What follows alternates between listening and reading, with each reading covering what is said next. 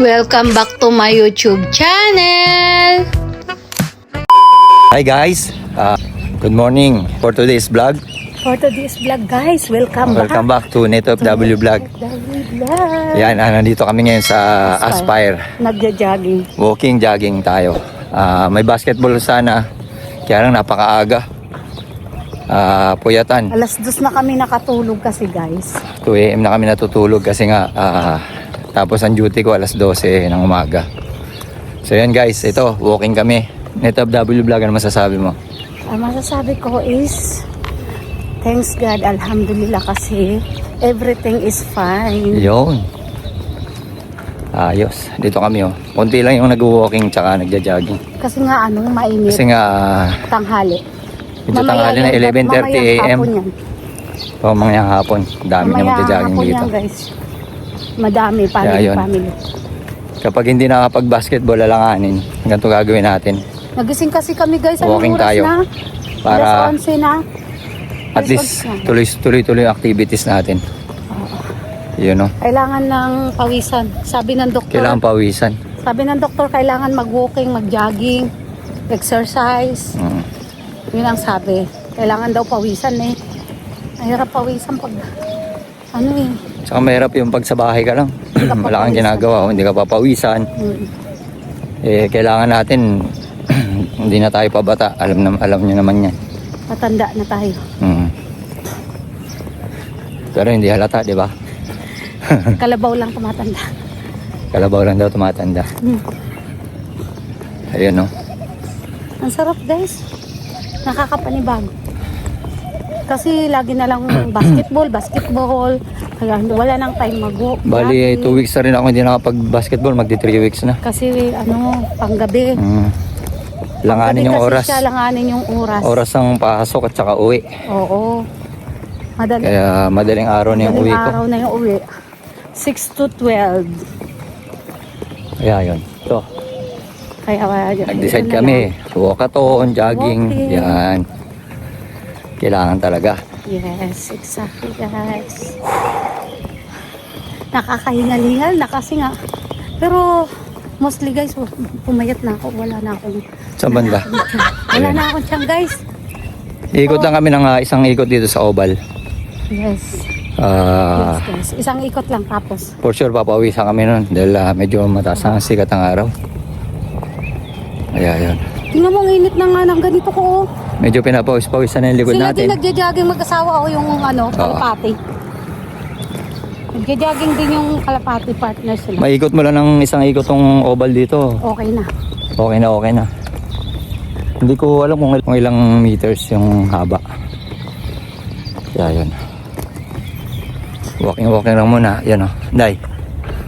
Yes guys. Sarap sa pakiramdam. Ayun.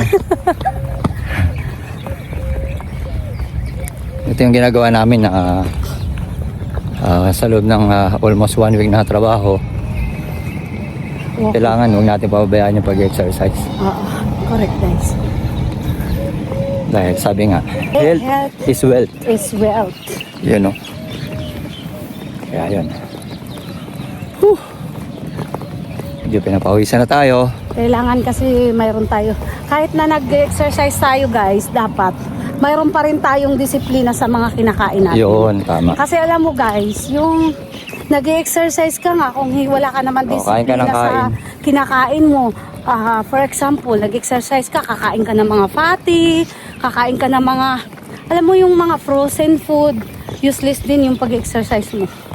Kasi bumabalik pa rin yung mga bad cholesterol na kinakain mo, bumabalik pa rin sa katawan mo. Dapat pag yung nag-exercise ka, hindi ka aalisin mo yung mga pagkain na alam mong malakas ang cholesterol sa katawan mo. Kagaya ko. Lalo at wala kang tinitik na maintenance. Oo, kagaya ko guys. Mas maganda yung yung tawag dito. Huwag magagalit yung mga nagme-maintenance ha. Pero mas okay pa rin yung walang tinitik na maintenance. Oo, kasi Natural lang. Oo guys, kasi ako, like me guys, ang taas ng bad cholesterol nagkaroon ako ng fatty. Pero mostly naman talaga, halos 90% maraming pati. Ang pati daw kasi hindi daw nararamdaman yan. Eh ako, yung pati ko kasi, yung bad cholesterol ko masyado nang mataas. Kaya nararamdaman ko na sa ng liver ko. So, ang ginawa ko, hindi ako nagtitik ng gamot. Uy, tataka ako bakit ang laki ng tiyan ko. Pinag-diet siya. Ngayon, Pinag-diet tapos every morning, may tinitake siyang olive oil na may lemon. pero hindi basta-basta Oo. olive yun guys, na para siyang fresh. Tapos sa mga pagkain, matatabang. Oo. Kaya pagkain namin mostly parang pagkain sa hospital. Kaya minsan, pag nakakita ko ng masasarap na pagkain, nagkikrib ako. Kaya ang laki na ng pinayat Kasi ko. parang nakasani. Laging kinakain namin, medyo matabang. Naniniwala din ako dyan na guys, try nyo. Tiisin nyo kahit anong cravings nyo sa sweet. Pilitin nyo, wag na wag kayong kumain. Ako hindi ako pinipilit ko, minsan gusto ko kumain kasi sweets. Pero pinipilit ko, iniisip ko yung health ko. Kaya ako madali mga yayat kasi parang mo 7 kg, almost 7.5 kg ang nawala sa akin.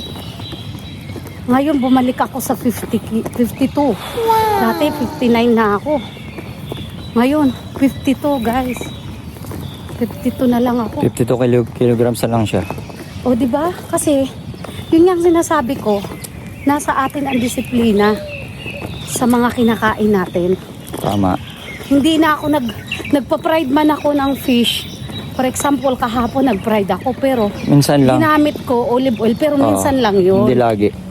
More on fish tsaka vegetable Oo. kami. Tapos, yun nga, gaya ng sabi ko, Magluluto din ako ng chicken kasi kailangan din ng katawan natin yan.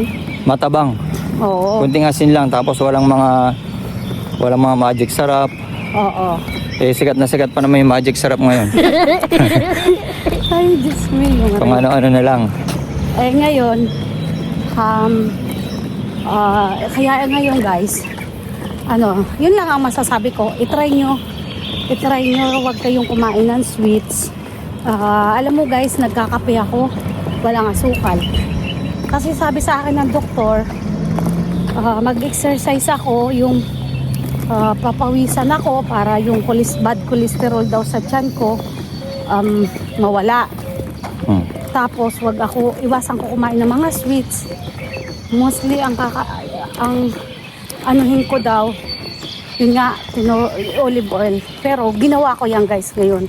Oo nga guys, effective. 100%. Bumayat na ako. Hindi na malaki yung tiyan ko.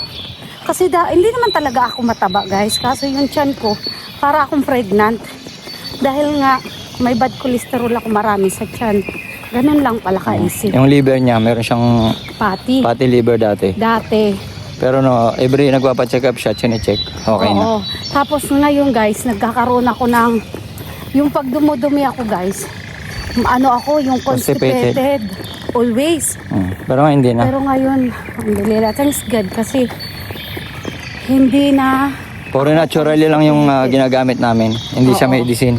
kahit si Ding guys, inaano ko din yun, minsan nagagalit siya sa akin, pero mas nagagalit ako kasi sinasabi ko sa kanya, minsan gusto niya magkikrib siya ng ganun, pero minsan aawa ako, kaya lang noong hindi siya nakapag-basketball, parang natakot din ako kasi Medyo tumataas. parang tumaas yung blood pressure Yung over natin Pinakain ko tumataas. siya guys ng 3 bawang.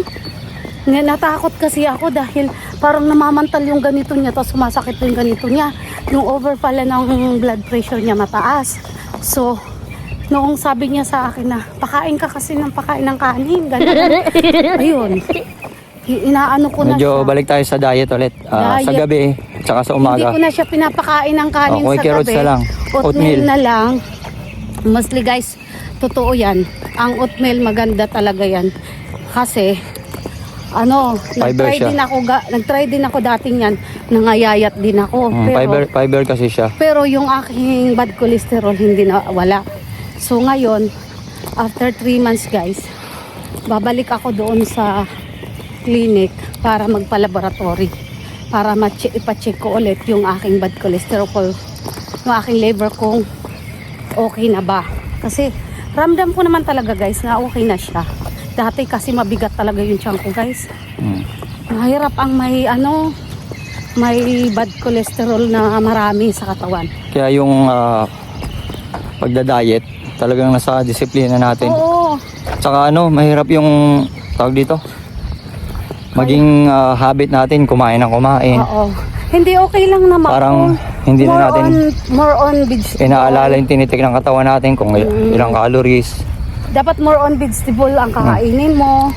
Tapos Dapat lahat balance talaga. fish. Oo. Tapos iwasan mo yung sweets. Kasi Dapat balance. malakas Yan ang talaga pinaka-the best. makaano ang sweets.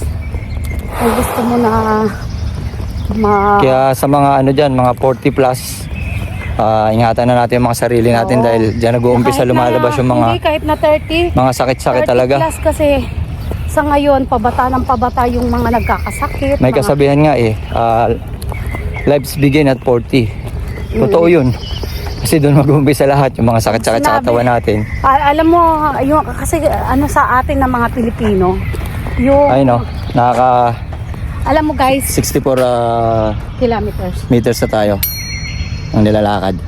Alam mo guys, Lakad lang pero pinagpapawisan na kami. alam mo guys, di ba tayong mga Pilipino may kasabihan na, yung katwiran kasi ng nakakarami. Sasabihin, kung talagang Una-una. una-una, hindi ho. Wag ganun, wag natin yun, wag natin filosofuhin yung ng katawan natin kasi binigyan tayo ng buhay. Ibig sabihin, Ingatan pangalagaan natin. natin. Oo, tama, yun. Kasi kung hindi natin pangangalagaan yung ibinigay sa atin na buhay, kasalanan na natin yun. Kasi kahit anong pag nagkasakit ka na, kahit anong pray mo, Lord, ganito, wala ka naman disiplina. Sasabihin ni Lord, hindi mo pinahalagaan yung buhay na binigay ko sa iyo, inabuso mo. Wala na akong magagawa, di ba? Kaya hanggat kaya mo, try mo. Dapat pag nagpapasalamat tayo sa buhay na binigay sa atin, pangalagaan din natin. Oo, kasi parang yan for example, Kasi pag nagpipray tayo, lagi natin sinasabi, salamat po sa buhay na binigay niyo sa amin. dapat papasalamatan natin. Tapos hindi natin inalagaan, useless. Oo, totoo yan guys. Kaya dapat Naniniwala pangalagaan ako yan. natin. Kasi nangyayari yan sa sarili ko, halin tulad ko yung sarili ko na dati guys, kahit sige, bili ako. Pag ako nagutom, bili ako ng burger, bili ako ng french fries. Pagka minsan, okay lang naman. Hindi rin. Pero wag lang lagi-lagi. Sabi nga, lahat ng sobra, masama. Hindi. Totoo yun. Ako, totoo naman yun. Pero ako, para sa akin kahit minsan, kahit one time, hindi talaga ako kakain. Alam kung bakit. Naranasan ko kung gaano kasakit. Guys, hindi sa every week dati, every month nagkakasakit ako. Pero ngayon yung nagkaroon na ako ng disiplina sa katawan ko. Wala na halos na. Thanks God, alhamdulillah. Pupunta na lang ako ng hospital para magpa-laboratory para ipa-check ko kung okay na ba yung ko. Nung last na punta Grabe. ko, okay na yung Pawis na tayo. liver Sarap ko, wala na akong pagpawisan, fatty. guys. Thanks God, alhamdulillah. Yan guys, Ganda. rito. Biladyo, malapit kami sa Biladyo. Tapos after nito, punta kami ng Biladyo Mall. Ngayon guys, pinapawisan na ako. Grabe. Hindi ka ba naman pawisan nito? Oo. Tanghalian tapat? Time check, 11:40 ng umaga. Oo. Sarap. Ito yung Pero huwag kayong mag-alala, naka-sunblock naman kami, kaya safe yung mga balat namin. Tsaka ang init. Tsaka guys, wala nang iitim sa akin, maitim na ako. Hindi naman ako maitim, mostly. Morena lang. Shoutout sa mga namin dyan. Tsaka mahangin naman. Sa mga subscribers namin, shoutout sa inyong lahat. Sana wag kayong Sa subscriber ni NetoFW Vlog, sana wag kayong magsawa sa kapapanood ng mga ng aming vlog guys. vlog ni NetoFW Vlog. Kasi may plano si Lord para sa amin na tumulong. Tsaka wag nyo rin kalimutang i-share yung mga videos, tapos pindutin yung notification bell para laging updated sa mga videos. Bihira lang kami mag-upload, pero laging updated yan. Kasi guys, hindi pwedeng hindi up. Dahil limited nga yung hindi masyadong Hindi kami yung content dito wala dahil na kaming masyadong time na lagi-lagi mag-vlog. Kasi syempre guys, alam mo nyo na po kung ano yung priority. O siya guys, hanggang dito na lang. Yes, For today's guys. videos. For today's video. Papaalam na Thank kami. you. God bless us all. Yun o. Bye. Bye-bye po at yun nga. Huwag niyong kalimutan. Pakipindot yung notification bell at pa-like and subscribe. Pa-share na rin po. At pa-comment na rin po. Comment down below. Comment down below. Maraming salamat. Bye-bye. Bye.